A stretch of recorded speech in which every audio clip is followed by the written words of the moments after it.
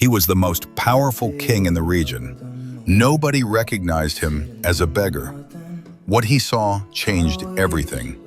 The kingdom of Asante was, by all accounts, one of the greatest kingdoms in the region. And King Igbo, who had ruled for 20 years, was, by all accounts, a good king. He held court every week, received petitions, consulted his council, made decisions. His chief advisor Mensa presented weekly reports, detailed, thorough, consistently positive. The markets are thriving, my king. The people are content, my king. Everything is fine, my king. Every week, the same report. King Igbo had believed these reports for 20 years, until the night his old childhood friend Kojo came.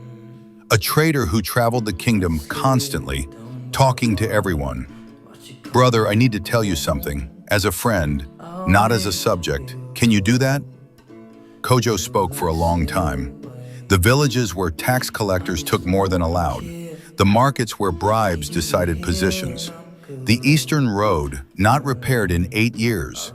The Northern Wells, dried up, 3 requests ignored.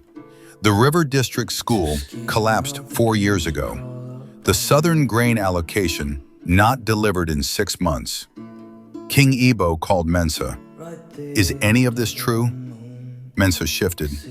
There are always imperfections in any kingdom. Is any of this true? The king repeated, quieter, which was more frightening. Mensa looked at the floor. Get out, the king said. That night, King Igbo asked for Beggar's clothes. Worn, torn, believable. He removed his royal robe, his sandals, his rings, his bracelet, and finally, his crown. He placed it on his throne and looked at himself in the bronze mirror. Without the crown, without the cloth, without the gold, he looked like any other man. Tired, ordinary, invisible, and walked out through the servants' entrance, into the night, into his own kingdom, as nobody. The first day, the market. He arrived at the gate, just another man in worn clothes. The gatekeeper looked at him. Move along, no beggars inside. He sat outside with other men and listened. About the market chief charging illegal fees, about the tax collector taking 15% instead of 10%, about the Eastern Road broken for 8 years. A woman beside him said, you stop expecting things to be fair, and then it gets easier. King Igbo felt something he had not felt in a very long time. Shame. The second day, the eastern villages. 3 hours on foot, on the broken road. A village woman gave him water, then apologized it wasn't cold. The well dried up 2 years ago. We carry water from the river, an hour each way. We submitted a request 3 times.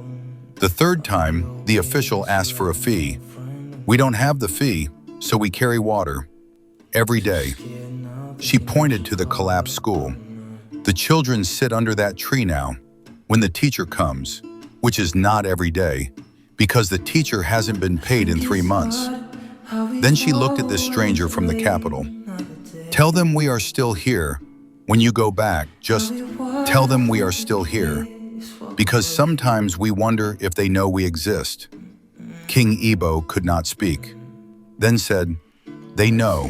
I promise you, they will know. The third night, under a market overhang, 4 men sharing a small fire, sharing small food, without being asked. A former soldier spoke about the king, not knowing he was there.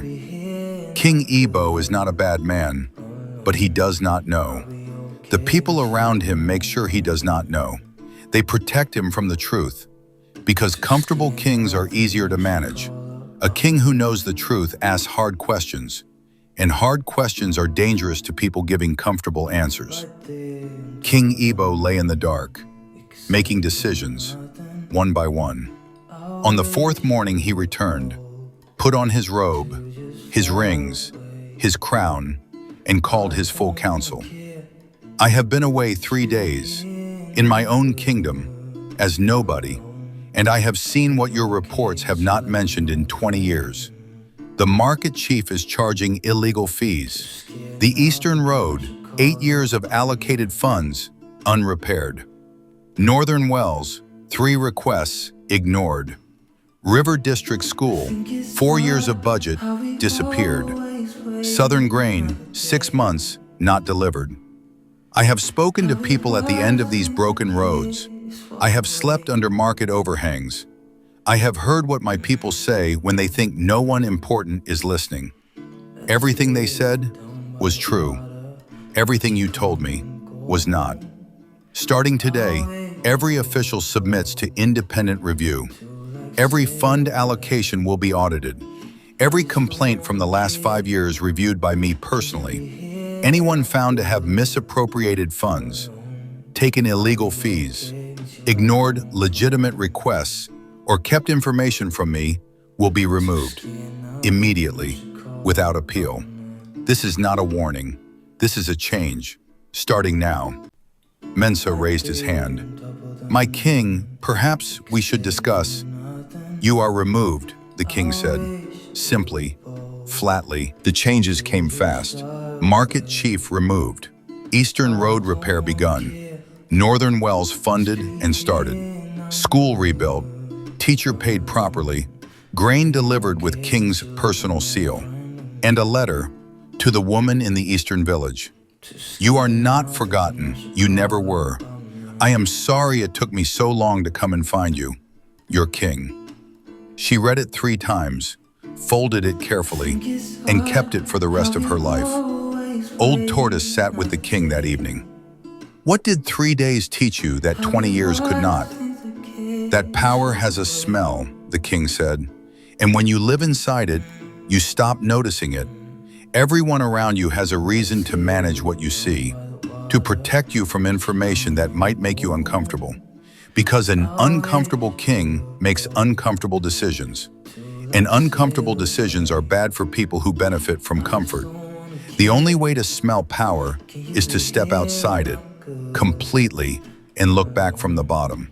From the end of the broken road, where truth lives. Not in weekly reports, not in council chambers. Truth lives at the bottom.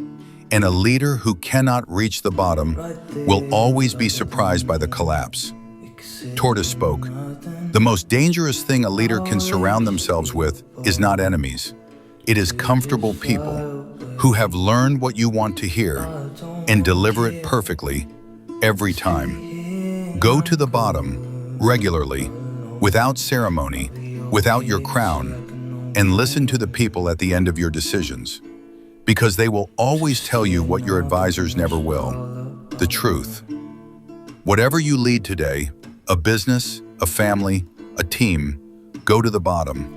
Talk to the people your decisions actually affect, the ones carrying water an hour each way, the ones teaching under trees, the ones who have stopped expecting fairness, because they will tell you what you need to hear, not what you want to. A leader who cannot see the bottom of what they lead will always be surprised by its collapse. Subscribe to Africa Untold, where every story carries a lesson. Stay wise, stay strong. Africa Untold.